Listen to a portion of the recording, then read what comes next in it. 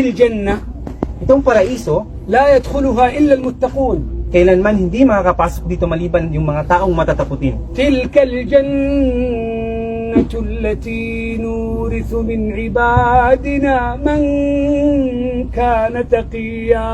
Ito yung paraiso, sabi ng Allah subhanahu wa ta'ala, na aming ipagkakaloob lamang sa mga taong may takot, totoong may takot sa Allah subhanahu wa ta'ala. هل تريد أن تكون قريبا من الله؟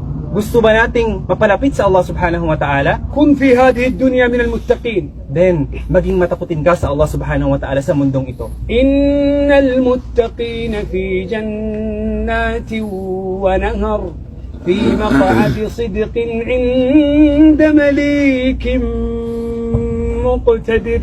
Dahil tunay na yung mga taong matataputin sa Allah subhanahu wa ta'ala ay nasa paraiso.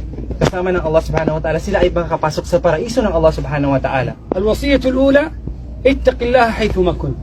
Ang unang payo o gabay ng payo ng Propeta Muhammad SAW kay Muad, katakutan mong Allah saan ka man naroroon. الوصية الثانية وأتبع السيئة الحسنة تمحوها. At ang pangalawang payo niya, sundan mo agad ng kabutihan ang mga kamalian mo o mga kasalanan na nagawa mo, sundan mo agad ito ng kabutihan. كلنا ذاك الرجل الذي يذنب. Lahat tayo, walang isa sa atin ang hindi nagkakasala, lahat tayo ay nagkakasala.